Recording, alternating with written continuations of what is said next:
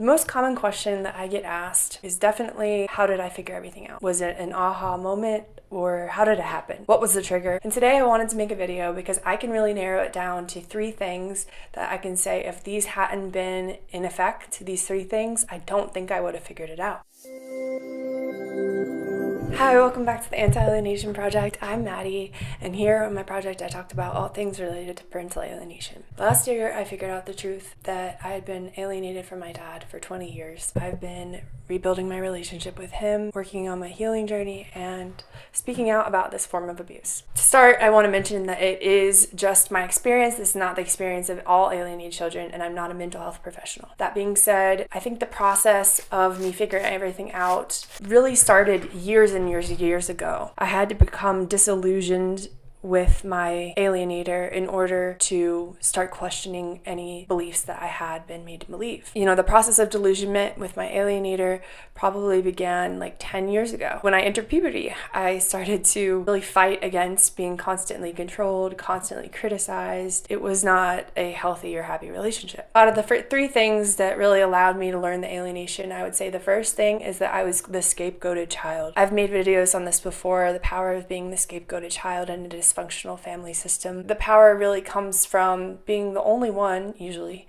in the family system who can really see the dysfunction. For a few reasons. Number one, you get the worst treatment. You see more of the dysfunction. You are not willing to stay and put up with the mistreatment because you're not getting those positive reinforcements and rewards. Usually the scapegoated child is the only one in the family who can see the dysfunction for what it is. That creates a lot of mental health issues, feelings of isolation, not being included, and being blamed for everything in the family. But on the flip side, usually the scapegoated child has the best chance of leaving, escaping, and ending the cycle for their own children. So being the scapegoated child was definitely something that allowed me to see really dark sides of my alienator that my other siblings have never seen. It also just got worse and worse with time. As I got older, the treatment got worse. You know, I started to question, why is she treating me this way? Especially once. Number 2, becoming a mother. Becoming a parent myself, especially to 2 little girls, has given me so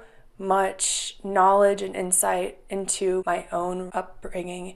I thought that all the treatment that I had from my alienator was justified, and I blamed myself for being a bad daughter. I believed everything she believed about me that was negative. And having my own kids, I realized, how could a parent do X, Y, and Z? I wanted to treat my kids differently than my mom treated me. So having my own kids really woke me up to how innocent and pure and vulnerable kids really are. When you're a kid going through this, it's hard to see yourself as that like that. But having my own kids now, I realize, holy crap, I didn't stand a chance. I was at my parents' mercy. Like, I would have believed anything they told me. I believed in Santa Claus. Kids love and believe their parents. The third factor that allowed me to really figure everything out, it was finding unconditional love with my husband and my kids. The love that my husband has shown me time and time again truly is unconditional, and experiencing that showed me a world of difference than the love that I was raised with. It showed me that what I was accepting before really wasn't worth much. It was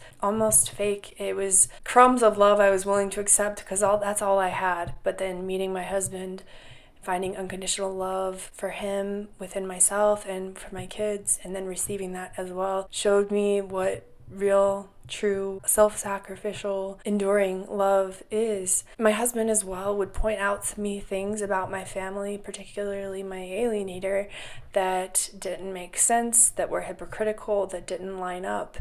And he helped me start to question things. So those 3 aspects, being the scapegoated child, having kids myself, and then finding unconditional love with my husband, those 3 aspects play a huge role, I think, in me figuring everything out. Now I want to talk for a moment about the actual event that led to me figuring everything out.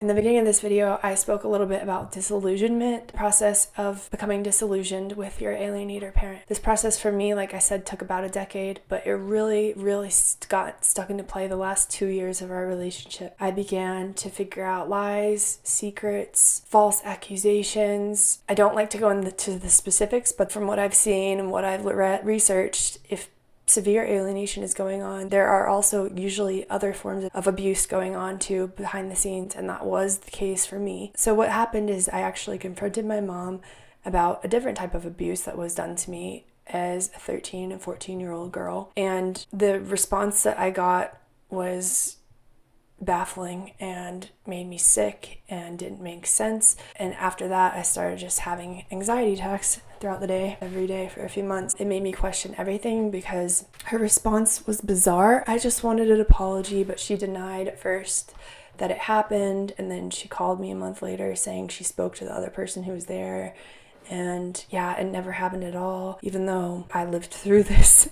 Just completely gaslighting me, I guess. So it was basically learning lies and confronting her about them, having her deny everything, deny lies in front of my other siblings because she didn't want them to know the information. Just really eerie and unpredictable things. Her responses to me confronting her about certain situations really showed me that she was not stable and that she was lying more and that she wouldn't stop lying. It's almost as if she had convinced herself of the lies. And when I realized she had lied about multiple different important things about my life, my identity, who I am, I started to think, oh my God, what if she lied about my dad? Or what if she exaggerated how bad he is? And that's how I started to think, maybe she lied about my dad too. When I first started to think that, I did a Google search. I can't remember exactly what I typed into my phone, but it brought me up to Ryan Thomas, who's also an alienated child who connected with his dad. Brought me to Ryan Thomas's YouTube channel, and I watched a video about what parental alienation is from the point of view of someone who's been through it as a child. I say this often, but as I watched that video, it was like hearing my life come out of his mouth. That was my aha moment, was watching his video. That's why I know the power of media and the power of survivors who've been through this as children speaking out in order to reach through time and space and grab those other children and wake them up too. Learning the truth was an extra layer of trauma I have been learning to wade through and grieve the parent I thought I had, the 20 years lost with my dad. When you learn the truth as an alienated child, it's like, well, damn.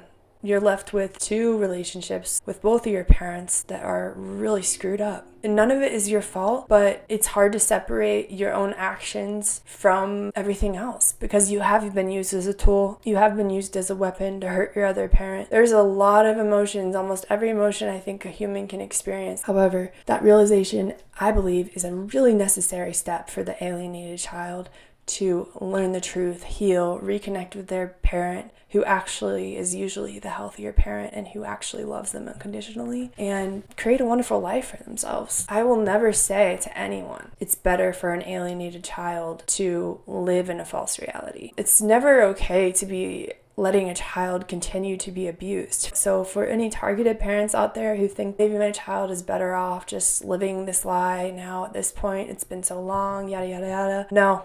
It's not. I promise you, it's not. And I've even heard people say, I don't think my kid could handle figuring out the truth. Don't underestimate your kids. Learning the truth is horrific, yes, but learning the facts, learning the truth, reconnecting with my dad and telling him everything I believed about him for the first time in 20 years, all of this has given me hope and peace and love, and that comes from reuniting with my dad. I can assure everyone watching, life as an alienated child is worse than life once you figure everything out. If you're an alienated child, leave in the comments if you think that's true as well, because I really do believe that. Anyway, I know this is a short video. I wanted to keep it short and sweet. I've done other videos too on this particular topic. I covered all the different triggers researchers have found that allow adults to wake up to reality in this particular way. There are a bunch of triggers. Some of them are becoming a parent yourself or getting into a romantic relationship. There are other triggers too that I haven't mentioned in this video, so maybe check that video out. If you believe that your children will come back, they're more likely to come back. Self-fulfilling prophecies are absolutely real. It might be easier sometimes to give up hope completely and mourn your child completely as if they had died. Move on with your life and pretend they don't exist. What's harder sometimes, I think, is to actually keep hope that they will come back and to visualize that happening and to believe that they will and to keep reaching out, because you keep getting hurt and hurt and hurt and traumatized again and again and again. And I understand the desire to want to give up. But please Remember, your child is going to need you when they do wake up. If I could wake up after 20 years of this, I think anyone really can. And that's my goal, to help more and more kids wake up. We need to get those percentages up. For sure. That's the end of this video. I hope this video is helpful or insightful for some people. This is a very commonly asked question for me, so I hope this makes sense about how I figured things out. If you have any questions for me that you'd like to address, please leave them in the comments. If you like what I'm doing here, please hit the like button. It'll help the video get in the algorithm so more people can learn about parental alienation. If you like what I'm doing here, support my project, please subscribe. There's a lot coming up behind the scenes, so stay tuned. I can't wait to show you guys what we've been working on. As always, thank you so much for your support. I really appreciate it. I know that one day this has all got to change, and I'm determined to make a change. See you guys in the next one. Bye.